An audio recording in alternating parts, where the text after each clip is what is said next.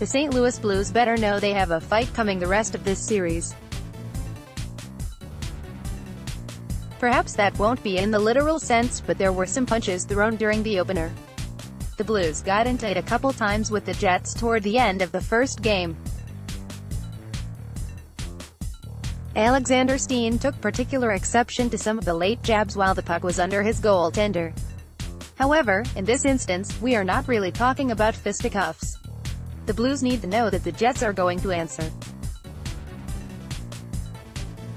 Whether that equals a Jets win or not is up to the guys wearing the note. Street. Blues has had a bad habit during the season and in recent years of thinking they are better than they are or feeling like things will come easy once they get a taste of success. Do that in this series, or the playoffs in general, and you'll find yourself down pretty quick. The good thing about this team is I don't think that will happen. That does not mean they might not lose their next game, but I don't think it will be from lack of focus. This team feels a bit different and Craig Berube seems to have a firmer grip on how to keep them in line without wearing them out as Ken Hitchcock did. Hope springs eternal. For those that put any stock in such things, the Blues will be Western Conference champions if EA Sports is correct. They recently simulated the playoffs in NHL 19 and the Blues got all the way to the final series. What is even better is the team won its first ever game in a Stanley Cup final. Unfortunately, they could not win 4 of them and lost in 7 games to the Tampa Bay Lightning. That's one of those things, if told prior to any season that you would make the final round, we would all take it in a heartbeat. However, I have often wondered if I would rather not get that far than to get to the final and lose. I just imagine it would be too gut-wrenching. Still, it is nice to get some national recognition, even if it is from a simulation. However, before you get too excited about this, as it was posted in the Game Time article, the Blues were picked to win it all by the EA simulator back in 2014.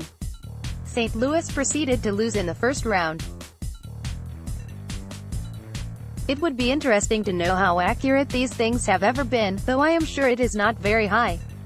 They do have an okay record of simulating Super Bowls and actual final series, but entire playoffs just have too many variables. Oh well. Stay classy, Winnipeggy. Try my best not to take some false moral high ground when it comes to sports. While there are certain things I have a disdain for, each person has their own feelings about what the line is to cross in various different aspects. That said, I find it distasteful that the Jets took a run at Jordan Binnington in the first period of Game 1. Some people were outraged, though I do not think I would put myself in that category. Other people will say it was just the natural flow and Binnington was just bumped. I do not buy that for a second.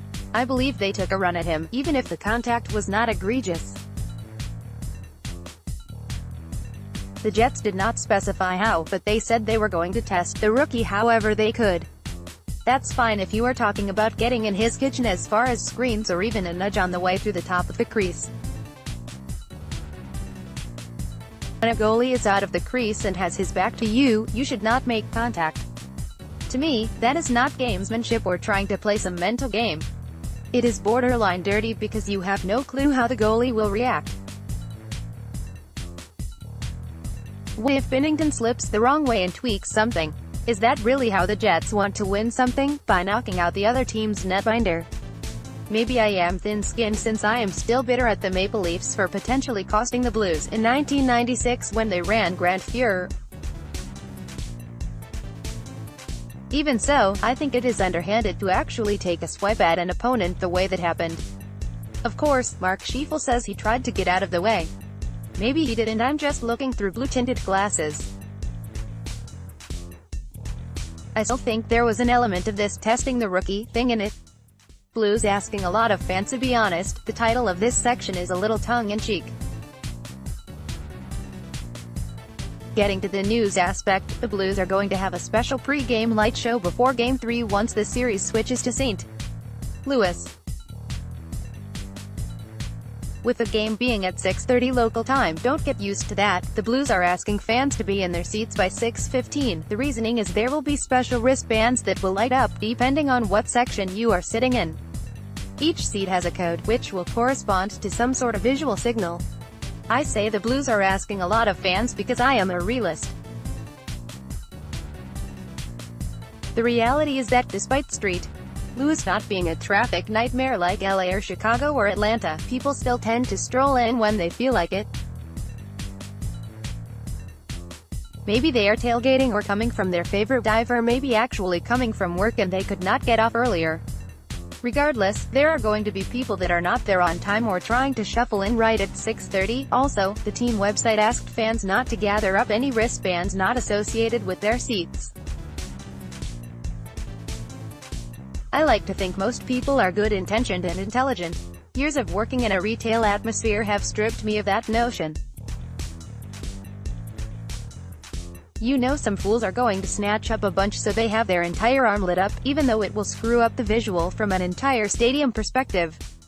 Maybe I am wrong. Maybe more people will be like myself, who if I was going, would arrive early and leave everyone their intended wristband. That would be great gift from Office Space Gifts Best Team. So, while some of us are trying not to get too excited after one game, others are making that difficult.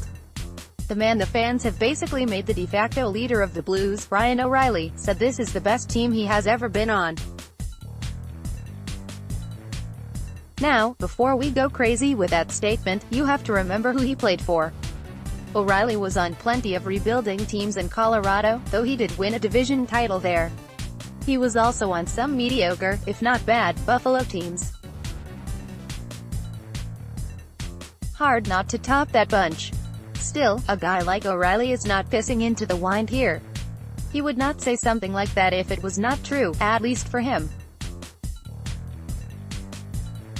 By no means is this the best Blues team.